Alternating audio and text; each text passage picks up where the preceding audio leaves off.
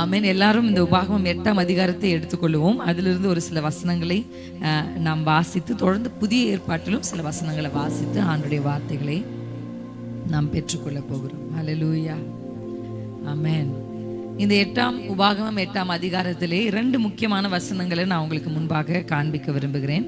அது 2, 3 உபாகமம் 8ஆம் அதிகாரம் 2வது 3வது வசனங்களை நாம் கொஞ்சம் கவனிச்சு கேட்க போறோம். உன் தேவனாகிய கர்த்தர் உன்னை சிறுமைப்படுத்தும்படிக்கும் தம்முடைய கட்டளைகளை நீ கைக்கொள்ளுவாயோ கைக்கொள்ள மாட்டாயோ என்று அவர் உன்னை சோதித்து உன் இருதயத்தில் உள்ளது நீ அறியும்படிக்கும் உன்னை இந்த 40 வருஷம் அளவும் வனாந்திரத்தில் நடத்தி வந்த எல்லா வழியையும் நினைப்பாயாக. ஹல்லேலூயா, ஹல்லேலூயா. ஆண்டவர் இந்த உபாகமம் 8ஆம் அதிகாரத்திலே ஆண்டவர் நடத்தி வந்த விதங்களை நினைத்து பார்க்கும்படி ஆண்டவர் அவர்களுக்கு கற்றுக் கொடுக்கிறார். ஹல்லேலூயா, ஹல்லேலூயா. தேவன் நமக்கு ஏராளமான நன்மைகளை செய்திருக்கிறார். ஹல்லேலூயா. உங்களுக்கு இந்த பாட்டு தெரியுமான்னு எனக்கு தெரியல. நன்றியோடு அவர் வாசல் நுழைவோம், துதியோடு பிரகாரம் வருவோம். கேள்விப்பட்டிருக்கீங்களா அந்த பாட்டு? வெஸ்லி மேக்ஸ்வெல்லனோட பாட்டு. நான் பாடல, ஆனா உங்களுக்கு நான் அதை காண்பிக்க விரும்புறேன். ஏன்னா கர்த்தர் நடத்தின விதங்களை நினைக்கும் பொழுது நமக்கு என்ன வரணும்னா நன்றி. ஹல்லேலூயா. தொடர்ந்து நாங்க உங்களோட ஒரு 3 நாட்கள் இப்ப இருக்க போறோம். ஆனா இந்த முதல் செஷன்ல ஆண்டவர் உங்ககிட்ட சொல்றது நினைச்சு பாரு, நீங்கள் நினைத்து பாருங்கள், நீ நினைப்பாயாக. அந்த வார்த்தையை கர்த்தர் இஸ்ரவேல் ஜனங்களுக்கு வலியுறுத்துகிறார். இப்ப இவங்க வந்து சேர்ந்துட்டாங்க, இப்ப இவங்க கரை சேர்ந்துட்டாங்க, இப்ப இவங்க வர வேண்டிய இடத்துக்கு வந்திருக்கிறாங்க. ஆனா ஆண்டவர் சொல்றார், உன்னை 40 வருடமாய் நடத்தி வந்த அந்த விதங்களை நீ நினைப்பாயாக. உங்களுக்கு எவ்வளவு வயசாகுது? சத்தமா சொல்ல மாட்டாங்க நிறைய பேரு. அப்படியா?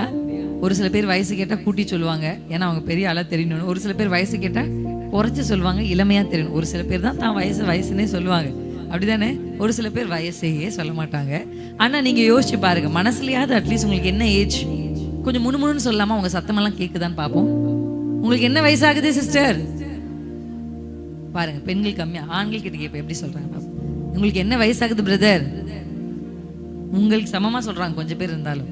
பெண்கள் வயசே சொல்றது இல்லை. இத்தனை வயது சில பேர். எனக்கு என்ன கேட்டுச்சுன்னா 40 இந்த பக்கம் கேட்டுச்சு, இந்த பக்கம் 45ன்னு கேட்டுச்சு. இப்போ இந்த வசனம் சொல்ற மாதிரி 40 வருஷம் 45 வருடம் கர்த்தர் உங்களை நடத்தி வந்ததை நீங்க என்ன பண்ணணும்னு ஆண்டவர் சொல்றாருன்னா நினைத்து பார்க்கணும். ஹல்லேலூயா, ஹல்லேலூயா. சொல்லுங்க, உங்க ஆத்துமா கிட்ட சொல்லுங்க. எத்தனை பேர் ஆத்துமா கிட்ட பேசுறீங்க? யார்கிட்டயாவது போய் எதையும் கொட்டணும்னு அவசியம் இல்லை. உங்க ஆத்மா கிட்ட நீங்க சொல்லலாம். சொல்லுங்க, ஆத்மாவே, கர்த்தர் உன்னை நடத்தி வந்த பாதைகளை நினைச்சு பாரு, நினைச்சு பாரு. ஹல்லேலூயா. அதை நாம் நினைத்து பார்க்கணும்னு ஆண்டவர் அந்த இடத்துல சொல்றார். கர்த்தர் தான் நடத்தி வந்தார். ஆமே, நானா நடந்து வரலன்னு சொல்றோம் எத்தனை பேர்? என் சுயபலத்துல நடந்துடல, என் கூட 4 பேர் இருந்ததுனால நடந்துடல, எனக்கு இருந்த பணத்தினால நான் நடந்துடல, என்கிட்ட இருந்த பவர்னால பலத்தினால நான் நடந்துடல. ஹல்லேலூயா. இததான் பேசணும்னு ஆண்டவர் சொன்னாரு. ஆனா பாஸ்டரும் சரி 2 பேருமே வர்ஷிப் பண்ணும்போது அந்த நடத்தினார்ன்ற வார்த்தை உள்ள பாடல்களை பாடினார். ஹல்லேலூயா, ஆமென். ஆண்டவர் இந்த வசனங்களை நமக்கு கன்ஃபார்ம் பண்ணி கொடுக்கிறார். கர்த்தர் தான் நம்மை நடத்தினார். ஹல்லேலூயா, ஹல்லேலூயா. அப்படி ஆண்டவர் நடத்தின அந்த விதங்களை நினைக்க சொல்லி இந்த வசனம் நமக்கு சொல்லி கொடுக்கும் போது, உன் தேவனாகிய கர்த்தர் அவர் எப்படி நடத்தினார்ன்றது ரொம்ப முக்கியம் இல்ல? அவர் தான் நடத்தினார், அது உண்மைதான், வேற நம்ம அதுல கரெக்டா இருக்கும். ஆனா எப்படிதான் நடத்தினாரு அப்படின்னா அந்த வசனத்தினுடைய முதல் பகுதியை பொறுமையா கொஞ்சம் வாசிக்கலாம். உன் தேவனாகிய கர்த்தர் உன்னை சிறுமைப்படுத்தும்படிக்கும் தம்முடைய கட்டளைகளை நீ கை கொள்ளுவாயோ கை கொள்ள மாட்டாயோ என்று அவர் உங்களை சோதித்து உன் இருதயத்தில் உள்ளதை நீ அறியும்படிக்கும் உன்னை இந்த 40 வருஷம் அளவும் வனாந்திரத்திலே நடத்தி வந்த எல்லா வழிகளையும் நினைப்பாயாக. 3ஆம் வசனத்தை சேர்ந்து வாசிக்கலாமா? கொஞ்சம் உங்க பைபிளை இப்படி பிடிச்சு வாசிக்கிறீங்களா? நீங்க உங்க கண்கள் பைபிள் கிட்ட போகாம உங்க பைபிள் உங்க கண்ணு கிட்ட வரட்டும். ட்ரை பண்ணி பாருங்க. சில பேருக்கு பைபிள் படிச்சா தூக்கம் வருதுன்னு சொல்றாங்கல்ல, இதுதான் எக்ஸசைஸ். நம்ம கண்ணை இங்க கொண்டு போனா கீழே போகுது. அப்படியே வேதத்தை கண் கிட்ட கொண்டு வரும்போது கண் என்ன பண்ணும்? தூக்கம் வருது பைபிள் படிக்கும் போதுன்னா நம்பர் 1 எக்ஸசைஸ் இப்படி தூக்கி படிக்கணும். இப்படி தூக்கி படிச்சா கூட எனக்கு தூக்கம் வருதுன்னா எழுந்து நின்று படிக்கணும். அப்படி நின்னு படிச்சா கூட நின்னுட்டே நான் தூங்குறேன் அப்படின்னா முட்டி போட்டு படிக்கணும். இதுக்கப்புறம் அதை இந்த 3 எக்ஸசைஸ் ட்ரை பண்ணி பாருங்க, கண்டிப்பா தூக்கமே வராது. ட்ரை பண்ணுவீங்களா? இப்ப வாங்க, வேதத்தை கண்களுக்கு முன்பாக கொண்டு வந்து நிறுத்தி 3ஆம் வசனம். அவர் உன்னை சிறுமைப்படுத்தி உன்னை பசியினால் வருத்தி மனுஷன் அப்பத்தினால் மாத்திரமல்ல கர்த்தருடைய வாயிலிருந்து புறப்படுகிற ஒவ்வொரு வார்த்தையினாலும் பிழைப்பான் என்பதை உனக்கு உணர்த்தும்படி நீயும் உன் பிதாக்களும் அறியாதிருந்த மன்னாவினால் உன்னை போஷித்தார். அல்லேலூயா. அவர் நடத்தி வந்த பாதைகளை இந்த 2 வசனங்களும் சொல்லும்போது எப்படி சொல்லுதுன்னா, அவர் சிறுமைப்படுத்தினாரு. அப்படி இருக்கா? பசியினால் வருத்தப்படுத்தினாரு இருக்கா? உன்னை என்ன செய்தார்? சோதித்தாரு. உன்னை வனாந்திரத்துல நடத்தினாரு. நான் சொன்ன இந்த 4 வரிகளுமே, இந்த 4ல உங்களுக்கு எது ரொம்ப பிடிச்சிருக்குன்னு சொல்லுங்க. 4மே பிடிக்கலையே. வனாந்திரம் பிடிச்சிருக்கா? யாருக்கு பிடிக்கும்? பிடிக்காது. பசியா இருக்கிறது உங்களுக்கு பிடிச்சிருக்கா? யாருக்கு பிடிக்கும்? பிடிக்காது.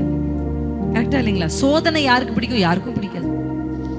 ஆனா சிறுமை யாருக்கு பிடிக்கும்? யாருக்கும் பிடிக்காது. ஆனா வசனம் சொல்லுகிறது, கர்த்தர் தம்முடைய ஜனத்தை இப்படிதான் நடத்தி இருக்கிறார். அல்லேலூயா, அல்லேலூயா.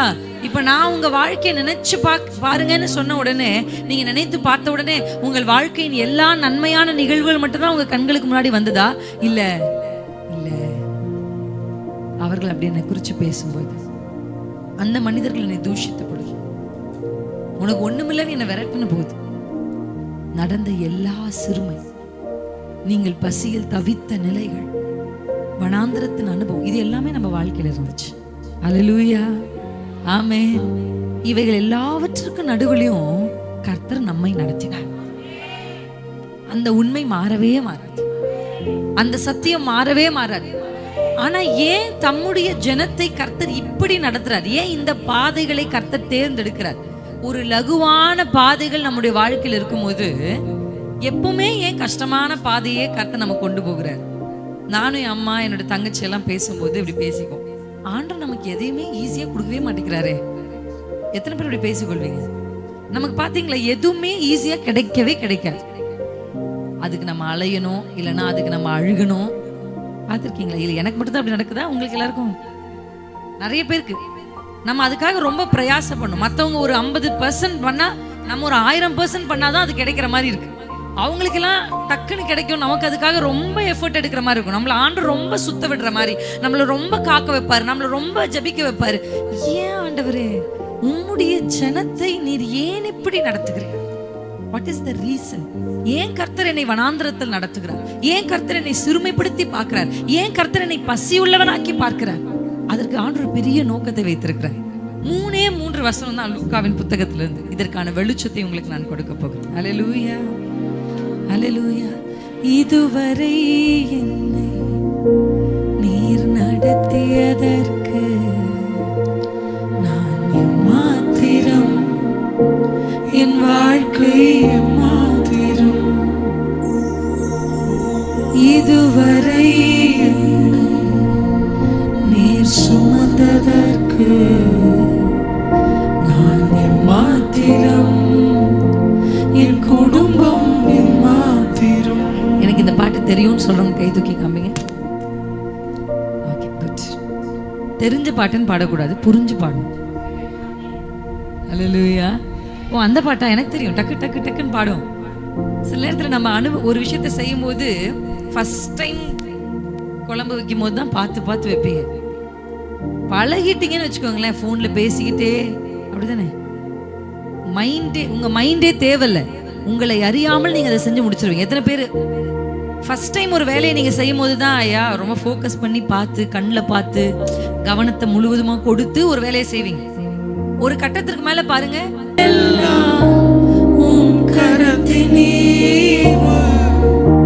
நான் பார்க்கும் உயர்வுகள் எல்லாம் நீரேந்தும் தயவு, நான் கண்ட மேன்மைகள் எல்லாம் உம் கரத்தின் ஈவு, நான் பார்க்கும் உயர்வுகள் எல்லாம் நீரேந்தும் தயவு. இதுவரை என்னை நீ நடத்தியதற்கு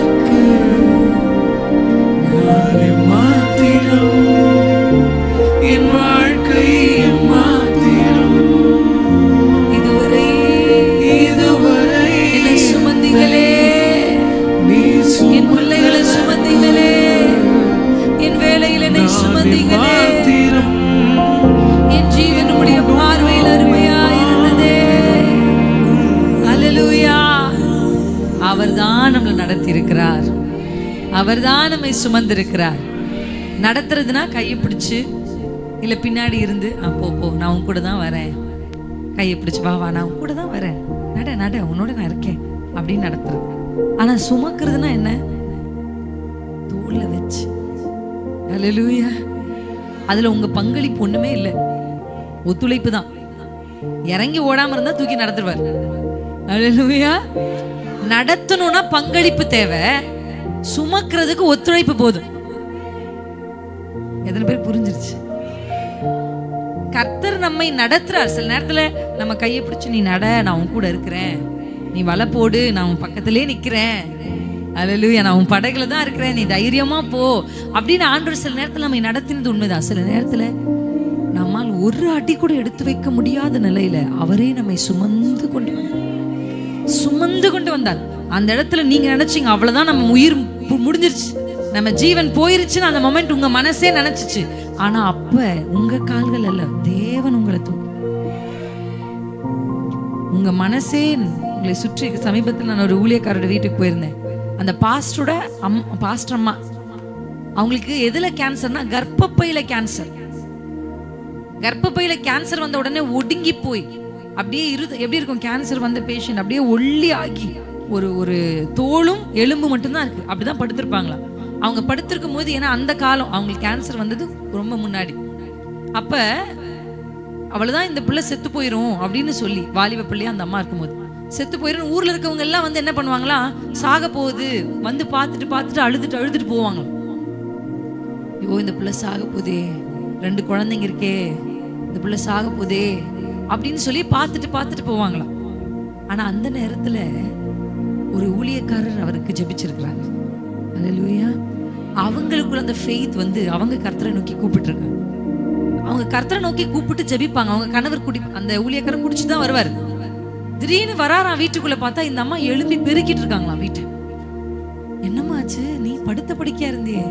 இல்ல, நான் ஏசுன்னு அவர் பேர் சொல்லி கூப்பிட்டேன், எனக்குள்ள ஒரு தேவ பலன் இருக்கிறது நான் உணர்றேன். அதுக்கு அப்புறமா எந்த கர்ப்பத்தில் கேன்சர் வந்ததோ அதே கர்ப்பத்தில் ஒரு பிள்ளை உருவாகி பிறந்திருக்கு. அந்த பிள்ளையை நாங்க பார்த்து தான் வந்தோம். இப்ப அவர் ஊழியம் செய்றார் ஆண்டவருக்காக. உங்களுக்கு எத்தனை பேர் புரியுது நான் சொல்றது? முடிந்தது என்று மனிதர்கள் சொல்லும் பொழுது நம்ம மனசே அவ்வளவுதான் முடிஞ்சிச்சுன்னு.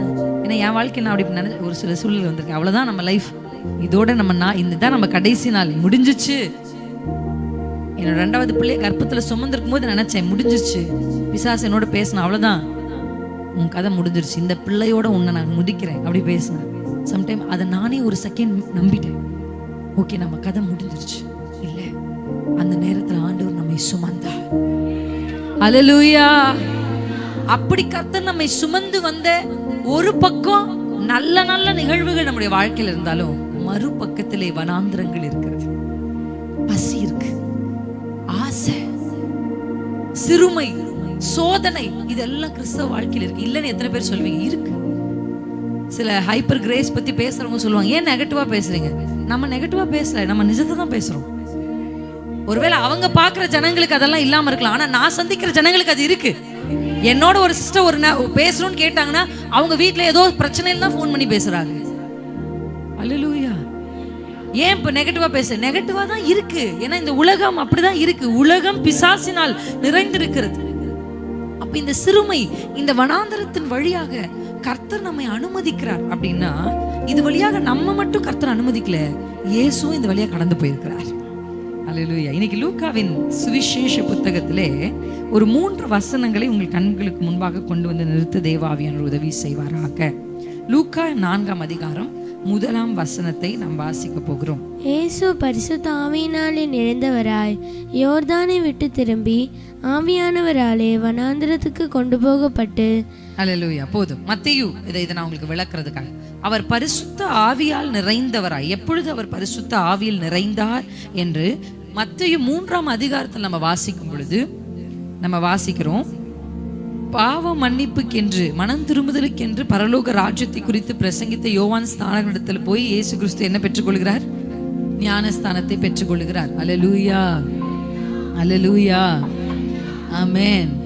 அப்ப யோவான் என்ன சொல்றாரு? நான் தான் உங்ககிட்ட ஞானஸ்தானம் எடுக்கணும், நீங்க வந்து என்கிட்ட எடுக்கிறீங்களே அப்படின்னு சொல்லும்போது இயேசு அதுக்கு சொன்ன பதில் என்ன? இப்போ இடம் கொடு. ஏன்னா நம்ம எதை நிறைவேற்றணும்? நீதியை. அல்லேலூயா. இயேசு அப்படி நீதிக்கு தன்னை கட்டுப்படுத்தி, எவ்வளவு பெரிய தேவன் பாத்தீங்களா? எவ்வளவு பெரிய தேவன். பரிசுத்த ஆவியினால் நிரம்பினார். எப்ப நிரம்பினார் தெரியுமா? நீதிக்கு கட்டுப்பட்டு யோவான் கைக்கு ஞானஸ்தானத்தை பெற்ற போதுதான். எத்தனை பேருக்கு புரியுது நான் சொல்ல வர்றது? அல்லேலூயா, அல்லேலூயா, ஆமென். கர்த்தருடைய ஆவியானவர் புறாவை போல் இறங்கி அவர் மேல் வந்து அமர்ந்தார். இதை நம்ம வேதத்துல வாசிக்கிறோம். அதை தான் லூக்கா 4:1 வாசிக்கிறோம். அவர் பரிசுத்த ஆவியினால் என்ன பண்ணாரா? நிறைந்தவராய். சொல்லுங்க, நிறைந்தவராய். நம்பர் ஃபர்ஸ்ட் பாயிண்ட், இயேசு கிறிஸ்துவை தேவன் பரிசுத்த ஆவியினால் நிரப்பினார். அல்லேலூயா, நிரப்பினார். எப்பொழுதுமே இங்க யாராவது அபிஷேகத்துக்காய் காத்திருக்கிறீங்க, தேவ சமூகத்துல பரிசுத்த ஆவிய நிறைவுக்காய் காத்திருக்கிறீங்க அப்படின்னா நீங்க ஆண்டவருக்கு கீழ்பட்டு. நிறைய பேர் சொல்லுவாங்க, நான் பரிசுத்தமா இல்லை, எனக்கு பரிசுத்த ஆவியன் எப்படி கொடுக்கப்படுவார்? அப்படி கிடையாது. பரிசுத்தமாய் உள்ளவர்களுக்கு அல்ல பரிசுத்த ஆவியானவர், பரிசுத்தமாக வேண்டும் என்று விரும்புகிறவர்களுக்கு. அல்லேலூயா. அவர் அப்படி போய் அந்த நீதிக்கு கீழ்ப்படிந்து அப்படி யோவான் கிட்ட ஞானஸ்தானம் பெற்று கரை ஏறின உடனே, அதுக்கு அவர் கீழ்ப்படிந்த உடனே ஆவியானவர் அவர் வந்து நிரப்புகிறதை நம்ம பார்க்கிறோம். அல்லேலூயா. இங்க நம்ம ஆவிக்குரிய திருச்சபையில இருக்கிறதுனாலே பரிசுத்த ஆவியில் நாம் நிறைந்து இருக்கிறோம். கரெக்டா இல்லைங்களா? ஆனா இப்படி நிரப்பப்பட்ட பரிசுத்த ஆவினால், இப்ப பாருங்க, அந்த அந்த இடத்தை யோசிச்சு பார்க்கலாமா? இப்ப நான் உங்களுக்கு முன்னாடி இருக்கேன், அப்படியே கற்பனை பண்ணுங்க. ஏன்னா அப்பதான் நான் சொல்ல வர கருத்து உங்களுக்கு புரியும். அல்லேலூயா. இப்ப கற்பனை பண்ணி பாருங்க, இங்கதான் இயேசு கரை ஏறுகிறார். இப்படி கரை ஏற எல்லாரின் கண் பார்க்க ஒரு புறாவை போல தேவ ஆவியான அவர் மேல வந்து அமர்றதை பார்க்கும்போது அந்த காட்சி எவ்வளவு பிரம்மாண்டமா இருந்திருக்கும். அல்லேலூயா. எவ்வளவு பிரம்மாண்டமான ஒரு காட்சி, எவ்வளவு நேர்த்தி, எவ்வளவு பெரிய உயர்வு. ஆண்டவர் அவர் என்ன பண்றாருன்னா, அங்க எத்தனை ஜனங்க இருந்திருப்பாங்க, அவர்கள் நடுவுல ஜீசஸ் ஆண்டவர் வந்து ஹைலைட் பண்றார், உயர்த்துகிறார். அல்லேலூயா, அல்லேலூயா, ஆமென். இவர் என் நேசகுமாரன், இவரில் பிரியமா இருக்கிறேன் என்ற சத்தம் கேக்குது.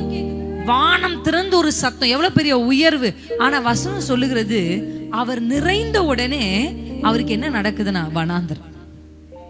அல்லேலூயா. அப்படிதான் அந்த வசனம் இருக்கு. எப்படி இருக்கு வாசிங்க அந்த முதலாம் வசனத்துல. தேங்க்யூ அப்பா. ஆவியானவராலே வனாந்திரத்திற்கு கொண்டு போகப்பட்டார். உடனே அந்த அபிஷேகத்தை அவர் பெற்றுக்கொண்டு, அந்த ஆவியின் நிறைவை அவர் பெற்றுக்கொண்ட உடனே அவர் கொண்டு போகப்படுகிற இடம் வனாந்திரம். அல்லேலூயா. இஸ்ரவேல் ஜனங்களை கர்த்தர் எப்படி நடத்தினாரு? வனாந்திரத்தின் வழியா தான் நடத்தினாரு. அல்லேலூயா. வனாந்திரம் என்பது வேதத்துக்கு புதுசானதே கிடையாது. கர்த்தர் யாரையெல்லாம் முன்குறிக்கிறாரோ, யாரெல்லாம் செலக்ட் பண்றாரோ அவங்களை நிச்சயமா இந்த வனாந்திரத்தின் வழியா நடத்துவார். எடுத்த உடனே மோசேவை 10 லட்சம் 20 லட்சம் ஜனங்களை நடத்துறதுக்கு அவர் கொண்டு போகல, அவரை வனாந்திரத்துல பழக்குவித்தார். எடுத்த உடனே தாவீது ராஜாவாயிட்டார், ஆனா ஆகல, கர்த்தர் அவரை வனாந்திரத்துல பழக்குவித்தார். எத்தனை பேருக்கு புரியுது?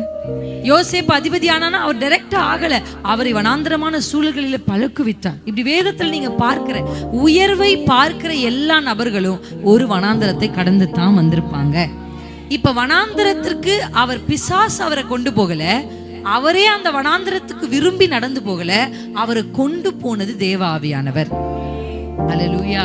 உங்க வாழ்க்கையில நெகட்டிவா எதிர்மறையா நீங்க விரும்பாதது நடந்தா கூட ஒரு நிச்சயம் உங்களுக்கு இருக்கட்டும், கர்த்தர் தான் என்னை நடத்துகிறார். அல்லேலூயா. தீமைகளை நன்மையாக மாற்றினி, துன்பங்களை இன்பமாக மாற்றினி, தீமைகளை நன்மையாக மாற்றினி, துன்பங்களை இன்பமாக மாற்றினி. விசுவாசத்தோடு நீங்க சொல்லும்போது உங்க வாழ்க்கையில் இருக்கிற எல்லா தீமைகளையும் கர்த்தர் மாற்றுவார். எத்தனை பேருக்கு எனக்கு ஒரு மாற்றம் வேணும்? என் குடும்பத்துல ஒரு மாற்றம் வேணும், என் பிசினஸ்ல ஒரு மாற்றம் வேணும், என்னுடைய குடும்பத்துக்குள்ள வீடுகளுக்குள்ள ஒரு மாற்றம் வேணும். இப்பொழுது நீங்கள் சந்திக்கிற வனாந்திரம் போல தீமையாய் தோன்றுகிற காரியங்களை என் கர்த்தர் மாற்ற வல்லமை உள்ளவர். விசுவாசத்தோடு சொல்லு, தீமைகளை நன்மையாக மாற்றினி, துன்பங்களை இன்பமாக மாற்றினி, மாற்றுவீர். தீமைகளை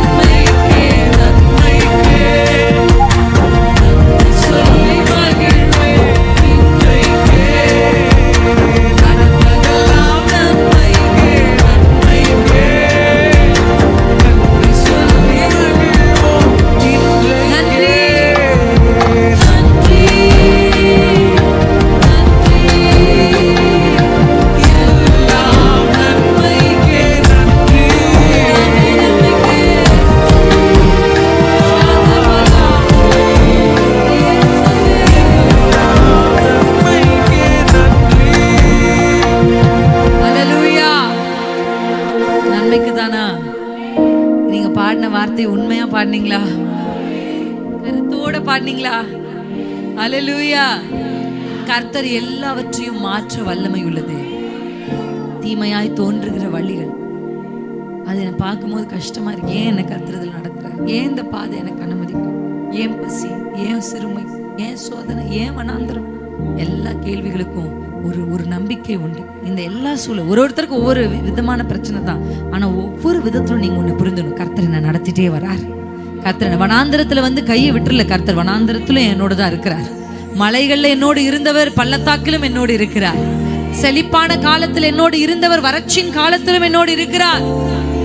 அல்லேலூயா. நான் திருப்தி அடையும் பொழுது என்னோடு இருந்தவர், நான் பசியா இருக்கும் பொழுதும் என்னோட எனக்கு அருகில இருக்கிறார். அல்லேலூயா, அல்லேலூயா. எதெல்லாம் நடந்துச்சோ அது நன்மைக்கு தான் நடந்துச்சு. எதெல்லாம் நடந்துகிட்டு இருக்கோ அதெல்லாம் நன்மைக்கு தான் நடக்குது. பரிசுத்த ஆவி நிறைவை பெற்றிருக்கிற, தேவ ஆவியால் நிரப்பப்பட்டிருக்கிற, தேவனால் நடத்தப்படுகிற ஒவ்வொரு பிள்ளைகளுடைய வாழ்க்கையிலும் சகலமும் நன்மைக்கு ஏதுவாகத்தான். அதுல ஒரு துளி சந்தேகம் இல்லை. கர்த்தர் எல்லாவற்றையும் நன்மைக்கு ஏதுவாய் ஏதுவாய் ஏதுவாய் அவர் திருப்புகிறார். அல்லேலூயா. வனாந்தரத்துக்கு இயேசுவை கொண்டு போனது மனிதன் அல்ல. அவரே நடந்து போகல, பிசாசு கொண்டு போகல, தேவன் தான் கொண்டு போனார். அல்லேலூயா. ஏன்னா வனாந்தரம் என்பதுதான் பாடங்களை நமக்கு கற்றுக் கொடுக்கும். அல்லேலூயா. உயர்வுகள் கற்றுத்தராத பாடங்களை வனாந்தரம் கற்றுக் கொடுக்கும். சொந்தங்கள் கற்றுத்தராத பாடங்களை வனாந்தரங்கள். உங்களுக்கு ஒன்று தெரியுமா? வனாந்தரத்தில் நீங்க இருக்கும் போதுதான் உங்களை சுற்றி இருக்கிறவங்க யாருன்னே உங்களுக்கே தெரியும். நினைச்சிருப்பீங்க இவங்க நம்ம கூட வாழ்க்கை ஃபுல்லா வருவாங்க, இவங்க நமக்கு பக்கபலனா இருப்பாங்க. நீங்க நினைச்சது எல்லாமே எதிர்பாராத மனிதர்கள் உங்க பக்கத்துல வந்து நின்று இருப்பாங்க.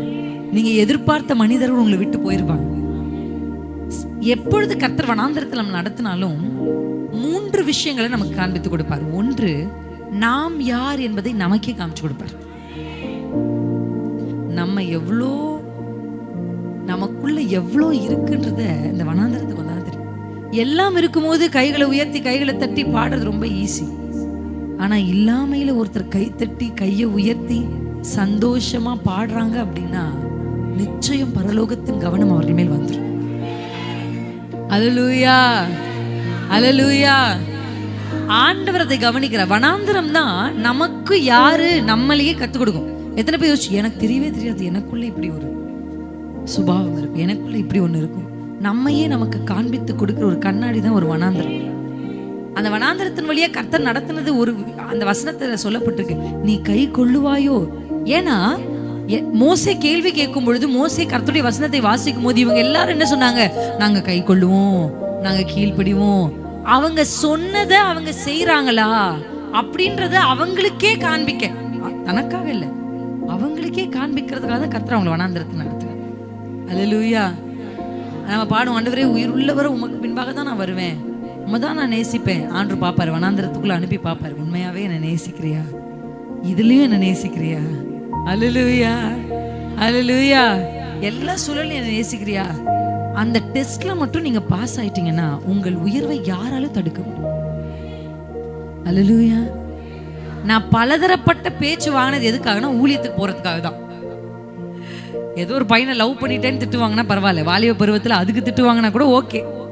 ஆனா நான் திட்டு வாங்கினதெல்லாம் ஊழியத்துக்கு போகிறேன், ஊழியம் செய்ய போகிறேன் சொன்னதுக்கு தான் நான் திட்டு வாங்கினேன். சில நேரத்துல சாபமான வார்த்தைகளை கூட எனக்கு விரோதமா பேசியிருக்காங்க.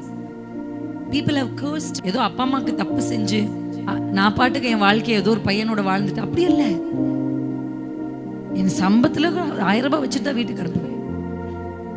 என்னால் இயன்ற மட்டும், I will not say I am holy girl, but I will say என்னால் இயன்ற மட்டும் பெற்றோர்களுக்கும் சபைக்கும் தேவனுக்கும் உண்மையுள்ளவளா இருக்க ட்ரை பண்ணியிருக்கேன். ஆனா சாபமான வார்த்தைகள், கர்ஸ்ஃபுல் வேர்ட்ஸ், திட்டு இதெல்லாம் வாங்கியிருக்கேன்.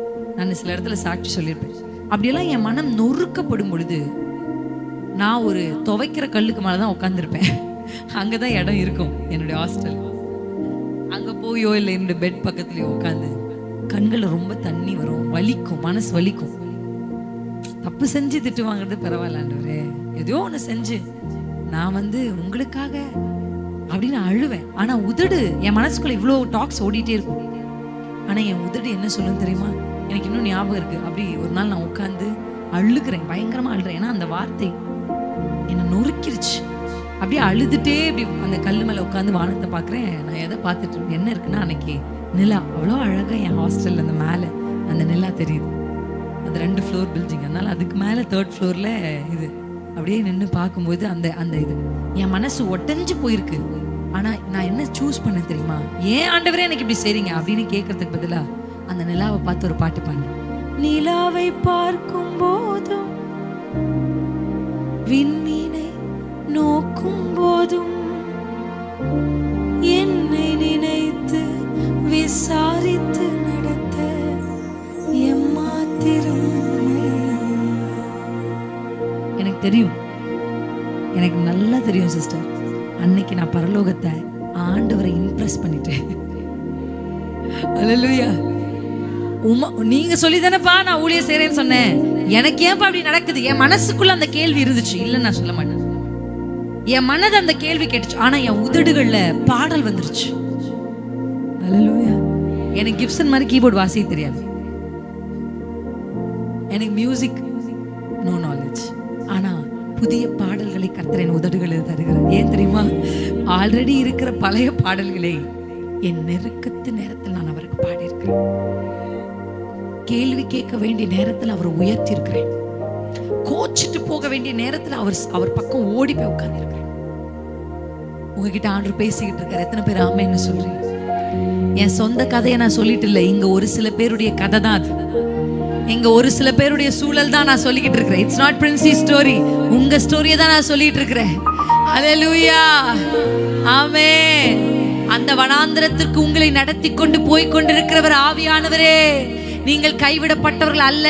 உலகம் பார்த்து உங்களை சொல்லலாம், இந்த குடும்பத்தை கர்த்தர் கைவிட்டாரு, இந்த பிள்ளையை கர்த்தர் கைவிட்டாரு, பாரு எவ்வளவு பிரச்சனை இந்த குடும்பத்துக்கு. இல்ல, கர்த்தர் இன்றைக்கு சொல்றாரு, உன்னை நடத்தி கொண்டிருக்கிறவர் நானே, உன்னை நடத்துகிறவர் நானே. கர்த்தரே உன்னை அந்த வனாந்திரத்திலே நடத்துகிறார். அல்லேலூயா. அந்த வனாந்திரத்தில் முதலாவது கர்த்தர் என்னை எனக்கு காண்பிக்கிறார், 2வது அவர் யார் என்று காண்பிக்கிறார், 3வது என்னுடைய சூழல் அதை காண்பிக்கிறார். அல்லேலூயா. அல்லேலூயா. ஆமென். இப்படி ஆண்டவர் அவரை வனாந்திரத்துக்கு கொண்டு போனார். உங்களுக்கு அந்த கதை நல்லா தெரியும். அந்த பேக் ஸ்டோரி. 40 days 40 நாள் இயேசு புசியாமல் குடியாமல் உபவாசிக்கிறார். பிசாசினால் சோதிக்கப்படுகிறார். அந்த 3 வார்த்தை இங்கே நான் உங்களுக்கு காண்பிச்ச உபாகமம் 8 நம்ம வாசித்த அதே வார்த்தையை தான் இயேசு கிறிஸ்து மனுஷன் அப்பத்தினால் மாத்திரமல்ல தேவனுடைய வாயிலிருந்து புறப்படுகிற ஒவ்வொரு வார்த்தையினாலும் பிழைப்பான் என்று அதே வனாந்திரம். அங்கேயும் வனாந்திரம், இங்கேயும் வனாந்திரம், அங்கேயும் வார்த்தை, இங்கேயும் வார்த்தை. அல்லேலூயா. இந்த 2 சம்பவத்தையும் ஒண்ணா வச்சு நீங்க படிக்கணும். வேதம் படிக்க ஆசை, எனக்கு வேத தியானிக்க ஆசைனா இது 2யும் நீங்க வீட்டுல போய் தியானிச்சு பாருங்க. அல்லேலூயா. அப்படி அவர்கள் அந்த வார்த்தையை இயேசு கிறிஸ்து சொல்லி பிசாசை ஜெயித்தார். அல்லேலூயா. அல்லேலூயா. இந்த ஜெயத்திற்கு பின்பாக என்ன நடந்தது? ஆவியானவர் இந்த அதிகாரத்துல 3 இடத்துல சொல்லப்பட்டிருக்காரு. எடுத்து வாசிப்போம். லூக்கா 1ஆம் அதிகாரத்துல 2 விஷயத்தை ஆவியானவர் செய்யறாரு. 1, அவரை நிரப்பினார், பரிசுத்த ஆவியானவரால் நிறைந்தவராய் இயேசு கிறிஸ்துவை பரிசுத்த ஆவியானவர் நிரப்பினார். இரண்டாவது, அவரை வனாந்திரத்திற்கு கொண்டு போனார். அல்லேலூயா, அல்லேலூயா. அப்படியே 14ஆம் வசனத்துக்கு வாங்க. பின்பு இயேசு ஆவியானவருடைய பலத்தினாலே கலிலேயாவுக்கு திரும்பி போனார். அவருடைய கீர்த்தி சுற்றிலும் இருக்கிற தேசமெங்கும் பரம்பிச்சு. அல்லேலூயா. என்னை ஏன் கர்த்தர் நடத்தினார் தெரியுமா? நான் அந்த வனாந்தரத்தை விட்டு வெளியே வரும் பொழுது நான் ஒரு பலவானாய் வெளியே வரப்போகிறேன். அல்லேலூயா. ஆவியானவர் அவரை நிரப்பினார், ஆவியானவர் அவரை நடத்தினார், ஆவியானவர் அவரை பலப்படுத்தினார். அல்லேலூயா. நம்ம எல்லாருமே நிரம்பி இருக்கிறோம். கர்த்தர் நம்மை நடத்துகிறார். இந்த நடத்துதலுக்கு பின்பாகத்தான் நம்ம என்ன ஆகுறோம்னா பலவான்கள் ஆகுறோம். அந்த எகிப்தை விட்டு இஸ்ரவேல் ஜனங்க வெளியே வரும்போது எப்படி வந்தாங்கன்னா அடிமைகளா வந்தாங்க. நல்ல சாப்பாடு கிடையாது, உண்மையா இல்லைங்களா? ஆமென். ஆனா அவர்கள் வெளியே வரும் பொழுது அவர்களை குறித்து வேதம் சொல்லுகிறது, கர்த்தருடைய சேனைகள் புறப்பட்டன. அல்லேலூயா. அடிமைகள் அல்ல, அவங்க சேனைகள்.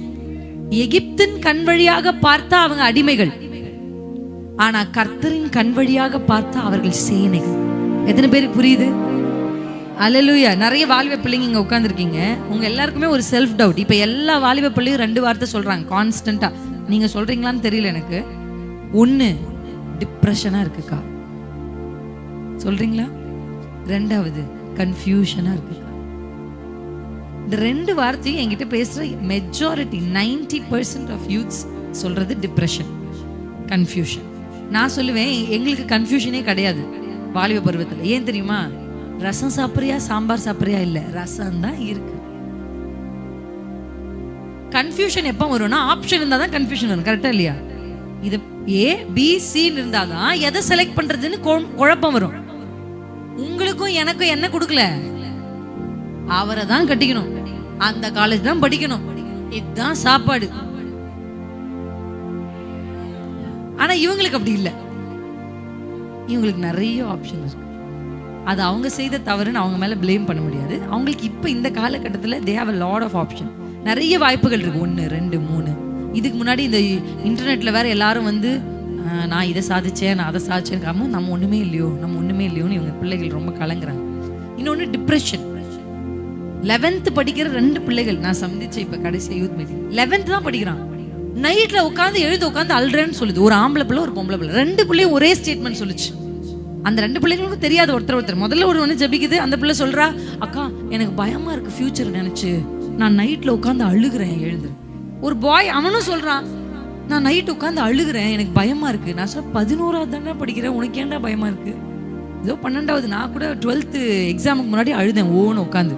ஒரு ஃபியர் இருந்தது எக்ஸாமுக்காக. 11thலயே இந்த ஃபியர், ஃபியூச்சரை பத்தின ஃபியர் எல்லாமே இந்த யங் ஜெனரேஷனை பிடிச்சிருக்கு. உங்களுக்கு புரியுதா? எப்போதும் ஒரு நம்பிக்கை வைங்க, கர்த்தர் நம்மை நடத்துவார். அல்லேலூயா, ஆமென். சிறந்ததை நீங்கள் தேர்ந்தெடுக்கணும் அவசியம் இல்லை, நீங்கள் தேர்ந்தெடுக்கிறதில் நீங்கள் சிறந்தவர்களாக இருக்கலாம். people always want best. அப்படியெல்லாம் பெஸ்டாலாம் எல்லாமே கிடைக்காது. எங்க அப்பா மாதிரியே ஒரு பையன் கிடைக்காது. உங்க அப்பா மாதிரி ஒரு பையன் உலகத்திலே இல்லை. என் புருஷன் எங்க அப்பா மாதிரியே என்ன பார்த்து அப்படிலாம் பார்த்துக்க முடியாது, வாய்ப்பு கிடையாது. எனக்கு இப்படிதான் வேணும், அப்படிதான் வேணும். ஆல்வேஸ் நமக்கு best best best. Never seek for best thing. உங்களுக்கு கிடைக்கிறத நீங்க பெஸ்டா யூஸ் பண்ணுங்க. அல்லேலூயா. 100 ரூபாய் கிடைச்சு அந்த 100 ரூபாயை வேஸ்ட் பண்றதுக்கு பதிலா 10 ரூபாவை சரியாய் பயன்படுத்தினாலே போதுமே. அல்லேலூயா, ஆமென்.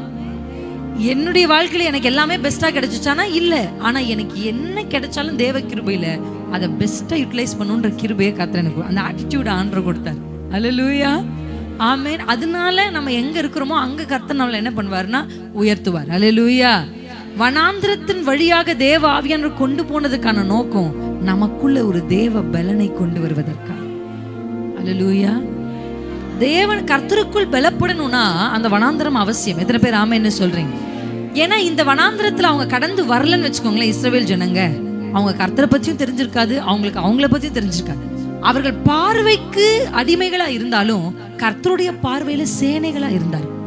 நீங்க எப்படி உங்களை பார்க்கணும்னா உங்க ஃப்ரெண்ட்ஸ் உங்களை சொல்ற மாதிரி. சில பேர் சொல்லுவாங்க, ஒருத்தன் குட்டையா இருந்தா குட்டையா, ஒருத்தன் நெட்டையா இருந்தா நெட்டையா, ஒருத்தி வெள்ளையா இருந்தா வெள்ளை பண்ணி, ஒருத்தர் கருப்பா இருந்தா, என்னெல்லாம் சொல்றாங்கன்னு எனக்கு தெரியல, சொல்றாங்களா இல்லையா? இப்படி ஒருத்தர் மாத்தி மாத்தி பேசிக்கிறாங்க. நான் சொல்லுவேன், விளையாட்டுக்கு கூட மற்றவங்களுடைய நிறத்தை, முடிய, உயரத்தை வச்சு கலாய்க்க கூடாது. கிறிஸ்தவ பிள்ளைங்க நீங்க ஸ்டாப் பண்ணுங்க. ஃபர்ஸ்ட் நீங்க அதை செய்யறத நிறுத்துங்க. பெரியவங்களுக்கும் தான் நான் சொல்றேன். ஒரு பிள்ளை கருப்பா வந்து அந்த பிள்ளை கருவாயா, என்னத்துக்கு கூப்பிடுறீங்க? நம்ம நிறத்தை போய் பார்த்தோமா, நம்ம நிறம் கொஞ்சம் தான் பெட்டரா இருக்கு. அப்ப வெளிநாட்டுக்காரன் நம்மள வந்து நம்மள கருவாயான்னு சொல்லுவோம். இன்னும் பிள்ளை கருப்பா இருக்கு, நீ இவ்வளவு மாதிரி இல்ல, அக்கா கருப்பா இருக்கா. நீங்க தான் அதை ஆரம்பிக்கிறீங்க, பெரியவங்க தான் அதை ஆரம்பிக்கிறீங்க. ஒரு குழந்தை பிறந்திருக்குன்னா அந்த குழந்தைய போய் பார்த்தோமா, கை கால் நல்லா இருக்கா, மூக்கு முடி நல்லா இருக்கான்னு வந்துடணும். காது கருப்பா இருக்கு, ரொம்ப வெள்ளையெல்லாம் வராது. இது உங்களுக்கு தேவையா? அது வெள்ளையா இருந்து சொல்லுங்க, வெள்ளையா இருந்து என்னதான் பண்ண போ, ஒண்ணும் பண்ண போறது இல்லை. கரெக்டா இல்லையா? எத்தனை பேருக்கு புரியுது? நீங்க அது சும்மா விளையாட்டுக்கு சொல்ல ஆரம்பிக்கிறது அப்படியே அந்த பிள்ளைகளுடைய மனசுக்குள்ள பதிஞ்சிரும். நம்ம அப்படி இல்லை, நம்ம சரியா இல்லை, நம்ம உயரமா இல்லை, நம்ம கரெக்டான இது இல்லை அப்படின்னு அவங்களுக்குள்ள ஒரு தாழ்வு மனப்பான்மை உண்டாக ஆரம்பிக்குது. இஸ்ரவேலின் எகிப்தின் கண் வழியாக பார்த்தா இஸ்ரவேல் ஒரு அடிமையான ஜனம். ஆனா கர்த்தர் பார்த்து சொல்றாரு, அவன் அடிமை இல்லை, அவன் ஒரு சேனைன்னு கர்த்தர் சொல்றாரு. ஹல்லேலூயா.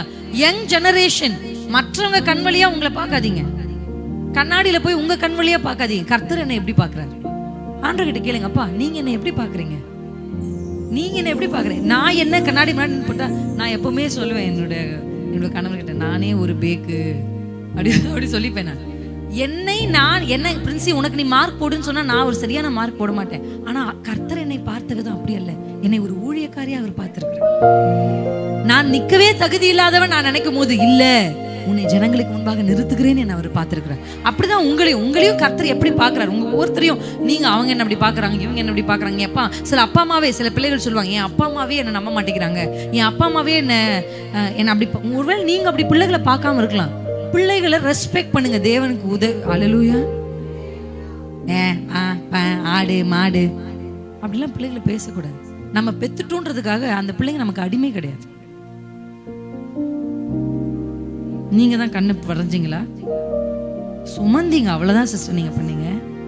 உருவாக்குனது அவரு தான் இந்த பிள்ளைகளுக்கு ஓனர். நீங்க வெறும் கார்டியன், மறந்துடாதீங்க. நீங்க கார்டியன் தான். நம்ம பெற்ற பிள்ளைகளுக்கு நம்ம அதிகாரி கிடையாது, சர்வதிகாரி கிடையாது.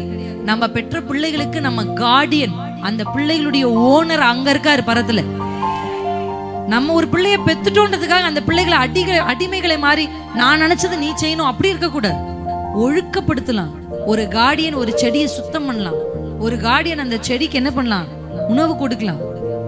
ஆனா அந்த செடியை பிடுங்க உங்களுக்கு அதிகாரம் இல்லை. ஏன்னா அதை நாட்டினவர் கர்த்தர். அல்லேலூயா, அல்லேலூயா. அப்ப இந்த பிள்ளைகளின் மேலே ஒரு முதல்ல நீங்க உங்க பிள்ளைகளை கனப்படுத்தினாதான் சமுதாயம் உங்க பிள்ளைகளை கனப்படுத்தும். டே ஜூடா அப்படின்னா அவன், என் பையன் சொல்லுவான் டேயா அப்படின்னு கேட்பான். ஏன்னா நானும் என் கணவரும் உன்னை டேன்னு சொல்ல மாட்டேன். அப்படி நாங்க பேசுறதை பார்த்து அப்படிதான் ஆரம்பிப்பாங்க. பேசும்போது ஒரு சில பேர் டே வாடா அப்படி பேச ஆரம்பிப்பாங்க. அவங்களும் நாங்க ஒன்னும் சொல்ல மாட்டோம், ஜூடா இங்க வாங்க பேசு, அங்க பேசு, அங்கிள் கூப்பிடுறாங்க பேசு அப்படின்னு நாங்க சொன்னோம்னா உடனே அவங்களும் ஓ வா ஜூடா வாங்க அப்படின்னு மாத்திருவோம். ஏன்னா நம்ம எப்படி நம்ம பிள்ளைகளை ரெஸ்பெக்ட் பண்றோமோ அப்படிதான் நம்ம மற்றவங்க நம்ம பிள்ளைகளை ரெஸ்பெக்ட் பண்ணுவோம். அல்லேலூயா. அப்ப இந்த பிள்ளைகளை கர்த்தர் எப்படி இஸ்ரவேல் ஜனத்தை ஒரு சேனையாய் பார்த்தாரோ, அவங்க வனாந்தரத்துல வந்தாங்க. ஆமென். வனாந்தரத்துல இருந்தாலும் அவங்க சேனைகள் தான். எத்தனை பேருக்கு புரியுது? நம்ம எங்க இருக்கோன்றது முக்கியம் இல்ல, எங்க இருந்தாலும் சேனை தான். அல்லேலூயா. இப்ப அந்த பிள்ளைக்கு படிப்பு வராததுனால அந்த பிள்ளை தோற்ற பிள்ளை அல்ல. இப்ப அந்த பிள்ளைக்கு பெரிய திறமைகள் இல்லாததுனால அந்த பிள்ளை தோற்ற பிள்ளை அல்ல. அவள் எந்த சூழல் இருந்தாலும் இயேசு அவளை எப்படி பார்க்கிறாளோ அப்படியே நானும் என் பிள்ளையை பார்க்க என் கண்களை திறந்தருளுங்கன்னு ஜெபி. அல்லேலூயா. ஏன்னா கர்த்தர் அந்த பிள்ளைகளை இஸ்ரவேல் ஜனத்தை சேனையாக பார்த்தார். அவங்களுக்கு பசி இருந்தது, அவங்களுக்கு தண்ணி இல்லை, எல்லாம் உண்மைதான் சார். நல்லா புரிஞ்சுக்கோங்க. கர்த்தர் தன்னுடைய ஜனத்தை எவ்வளவோ சோதனைக்கு உட்படுத்தினார். ஆனா வெளியில இருந்து ஒருத்தன் வந்து அந்த பிள்ளையை கை போட விடலையே. எத்தனை பேருக்கு புரியுது? உள்ள உங்க பிள்ளைகளை நீங்க என்ன வேணாலும் சரி பண்ணலாம். 4 பேருக்கு முன்னாடி நிக்க வச்சு பிள்ளைகளை விட்டு கொடுக்க கூடாது. அது இயேசு அப்படி, கர்த்தர் அப்படி செஞ்சது இல்ல. உங்களை எவ்வளோ தண்டிச்சாலும் உங்களை சிரிச்சித்தாலும் கர்த்தர் உள்ளதான் செஞ்சிருக்காரு. உங்களை நிக்க வச்சு அவமானப்படுத்திருக்காரா? நீங்க செஞ்சதை வெளியில போய் சொல்லியிருக்காரா? உங்க மனசுல நீங்க நினைச்ச அசுத்தமானவர்களை கர்த்தர் எக்ஸ்போஸ் பண்ணியிருக்காரா? நீங்க அந்தரங்கத்தில் பார்த்தவர்களை கர்த்தர் எக்ஸ்போஸ் பண்ணி செஞ்சது. அப்ப உங்க பிள்ளைகள் தவறு செய்தா உடனே ஒரு ஊழியக்காரர் முன்னாடி கொண்டு வந்து நிறுத்தி அந்த பிள்ளைகள் அந்த ஊழியக்காரர்கிட்ட தப்பா சொல்லிட்டு இருக்காது. அந்த பழக்கத்தை கிறிஸ்துவ முதல்ல நிறுத்துங்க. என்கிட்ட கூட்டு வராதீங்க. உங்க பிள்ளைய கொண்டு வந்து நான் ஜெபிக்கிறேன், ஜெபிச்சதுக்கு அப்புறமா அந்த பிள்ளைய அனுப்பிட்டு அந்த பிள்ளையின் மேல உங்களுக்கு இருக்கிற சின்ன வருத்தத்தை சொல்லலாமே தவிர இவ எப்படி இருக்கா இவ எப்படி இருக்கான்னு பிள்ளைகள் அப்படி பண்ணாதீங்க. எத்தனை பேருக்கு புரியுது? ஏசு உங்களை அப்படி பண்ணியிருக்காரா? யாருக்கு முன்னாடி கொண்டு போய் நிறுத்தி உங்களை பத்தி பேசியிருக்காரா? He have dealt with you in secret. அந்தரங்கத்தில் உங்களை டீல் பண்ணியிருக்காரு. அப்படியே உங்கள் பிள்ளைகளை நீங்களும் டீல் செய்யணும். கர்த்தர் அது உங்களுக்கு உதவி செய்வார். எத்தனை பேருக்கு புரிஞ்சிச்சு? அல்லேலூயா, அல்லேலூயா, அல்லேலூயா. சொல்லுங்க, நான் ஒரு சேனை, நான் கர்த்தருடைய யுத்த ஜனம்.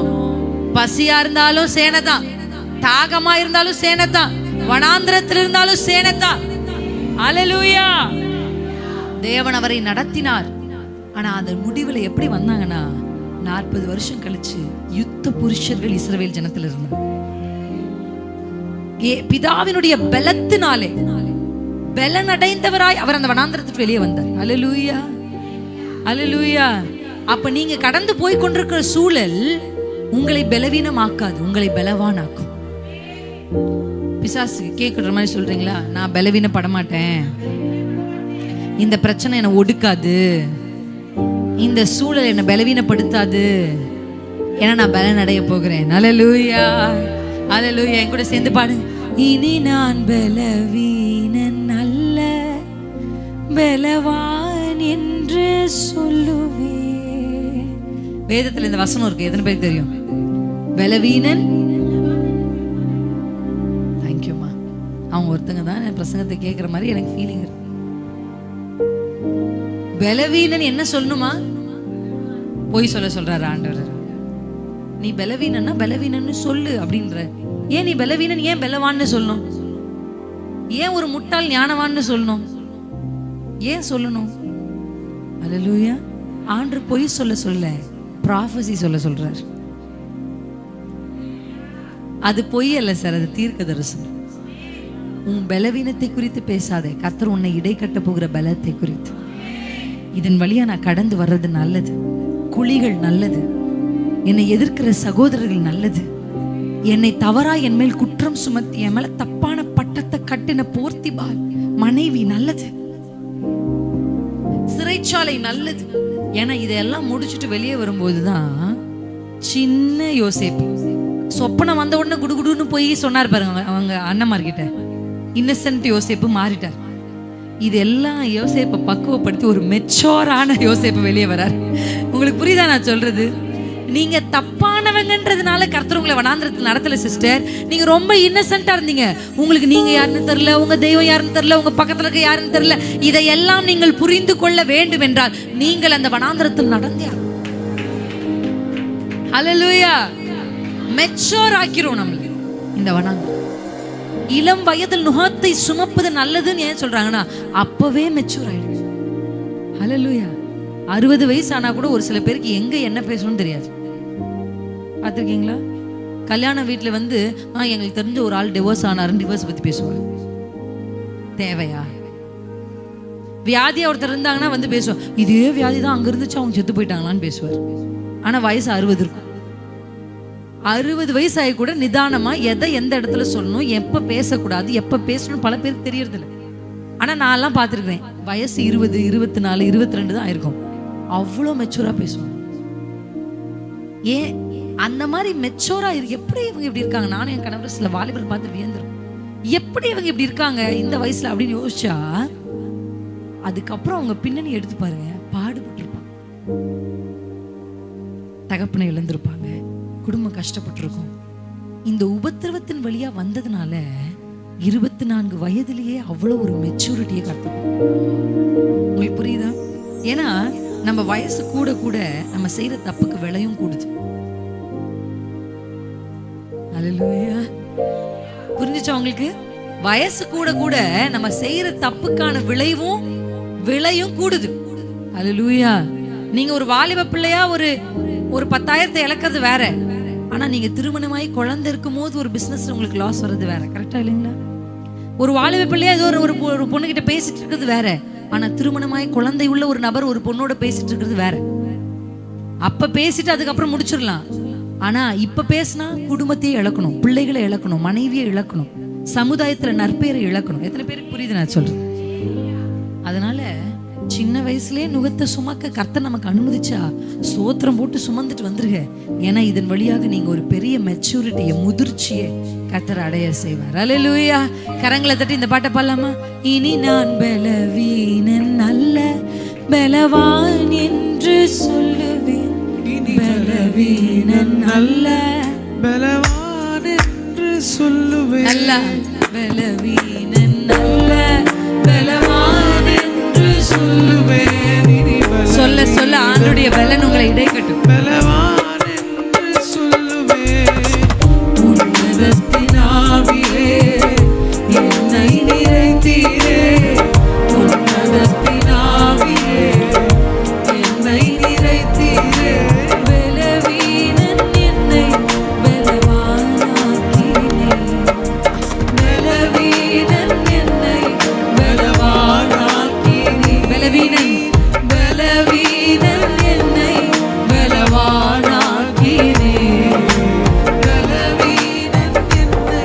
நல்ல கைகளை தட்டி இனி நான் பலவீனன் அல்ல, பலவான் என்று சொல்லுவேன். இனி பலவீனன் பலவான் என்று சொல்லுவேன். இனி பலவீனன் அல்ல, பலவான் என்று சொல்லுவேன். இனி பலவீனன் அல்ல.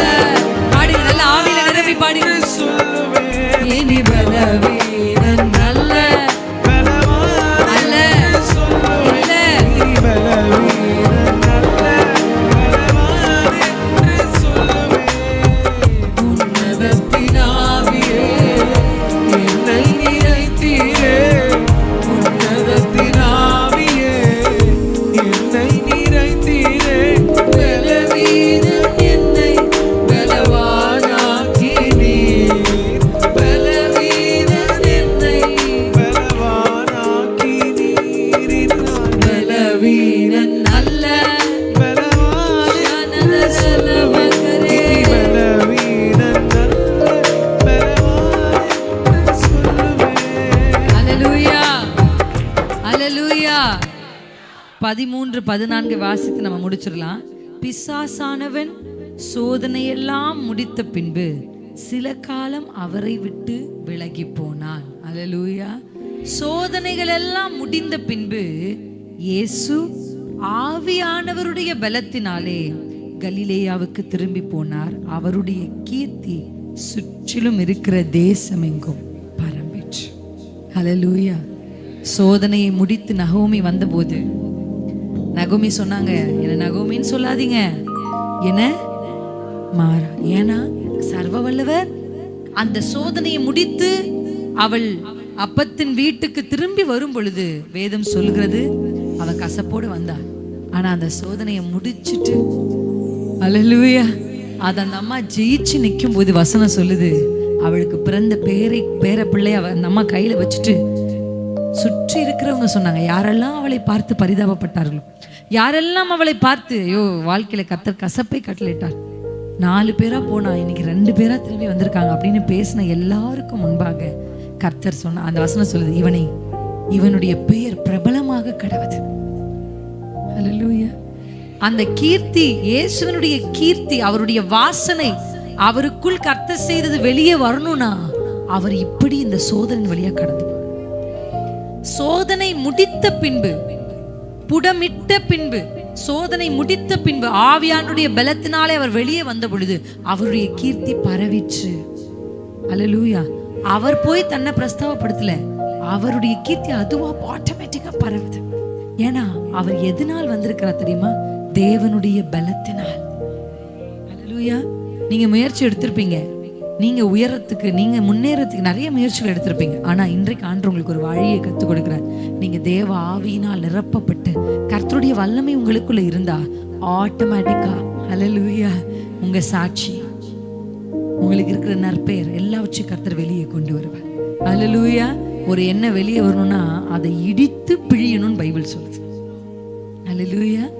அப்ப நம்ம வாழ்க்கையில நடக்கிற எல்லா வனாந்தரமான பாதைகளும் நல்லது நல்லது. எத்தனை பேர் என் கூட அந்த ஒரு சிஸ்டருக்கு தான் நல்லது போல இருக்கே? எத்தனை பேர் ஆமேன்னு சொல்லுவீங்க? நம்ம வாழ்க்கையில ஆண்டவர் நடத்தி வருகிற எல்லா பாதைகளும் நல்லது. சத்தமா சொல்லுங்க. பிசாசுக்கும் கேட்கட்டும், உலகத்துக்கும் கேட்கட்டும், உங்க ஆத்துமாக்கும் கேட்கட்டும், நல்லது நல்லது. அல்லேலூயா. ஏன்னா ஆண்டவர் இப்ப அந்த வழியாய் நடத்தினதுனாலதான் மனுஷன் அப்பத்தினால் மாத்திரம் அல்ல, மனுஷன் காசுனால மாத்திரம் அல்ல, மனுஷங்க கூட இருக்கிற மனுஷனால மாத்திரம் அல்ல, தேவனுடைய வாயிலிருந்து புறப்படுகிற ஒவ்வொரு வார்த்தையினாலும் பிழைப்பான். அல்லேலூயா. ஏன்னா இப்ப நமக்கு நல்லா தெரியும், அப்ப நமக்கு தெரியாது. அப்ப நினைச்சோம் இவங்க இல்லைன்னா எப்படி வாழ போறோம், அப்ப நினைச்சோம் இந்த வேலை இல்லைன்னா நம்ம எப்படி இருக்க போறோம், அப்ப நினைச்சோம் இது இல்லைன்னா நம்ம எப்படி நடத்துவோம். ஆனா இப்ப நமக்கு தெரியும், இந்த வனாந்திரத்துல கடந்து வந்ததுக்கு அப்புறம் வார்த்தை இருந்தா போதும், வார்த்தை இருந்தா போதும், ஆவியானவரும் வார்த்தையும் இருந்தா போதும். அல்லேலூயா. இந்த ரெண்டையும் வச்சு ஆண்டவர் உங்களை பிழைக்க செய்வார். அல்லேலூயா அல்லேலூயா. என் மேல என் கர்த்தர் கொடுத்த தரிசனம் மட்டும்தான் இருந்துச்சு. ஆனா ஊழியத்துல நான் பயன்படுவதற்கான எந்த வாய்ப்பும் இல்லை. ஆனா கர்த்தர் என்ன நிறுத்தி இருக்காரு. உங்களுக்கு முன்னாடி நான் சாட்சியா நிக்கிறேன். அடுத்த ஜெனரேஷனுக்கு நான் சொல்றேன், வேர்டும் ஸ்பிரிட் ஆஃப் காட். ஒரு பக்கம் ஆவியானவர், மறுபக்கம் வார்த்தை. இதை ரெண்டு மட்டும் பிடிச்சு நீங்க யங் ஜெனரேஷன் நீங்க நட போடுங்க, உங்களை தேடி எல்லாமே வரும். அலைய வேண்டிய அவசியமே இல்லை. கர்த்தர் உங்களை கொண்டு போய் அழகாய் நீங்கள் சேர்க்கிற தாபரிக்கிற ஊருக்கு அவர்களை கொண்டு போகும்படி கர்த்தர் அவர்களை செவ்வையான வழியில் நடத்தினார். உங்களை செவ்வையான வழியில் நடத்துவார். என் கூட சேர்ந்து எழுந்து நிற்போமா தேவ சமூகத்துல? ஹல்லேலூயா. இயேசு ராஜா. நம்ம இப்ப என்ன செய்ய போறோம்?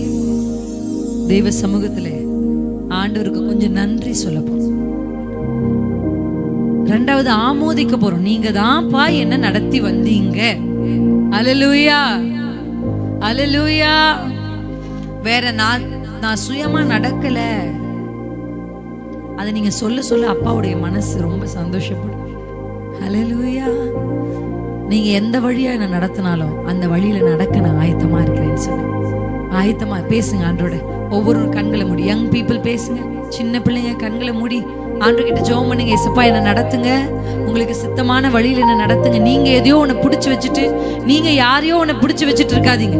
இன்னைக்கு ஓபன் பண்ணுங்க உங்களை ஆண்டவருடைய சமூகத்துல. அப்பா, நான் எதையோ ஒன்றை பிடித்து வைத்துக்கொண்டு, யாரோ ஒருவரை பிடித்து வைத்துக்கொண்டு, எனக்கு இது நடக்கணும் அப்பதான் நான் ஜெபிப்பேன், எனக்கு இது நடக்கணும் அப்பதான் நான் சர்ச்சுக்கு வருவேன், எனக்கு இது நடக்கணும் அப்பதான் நான் தேவனை தேடுவேன், அப்படி யாராவது இருப்பீங்கன்னா அதெல்லாம் விட்டுருங்க.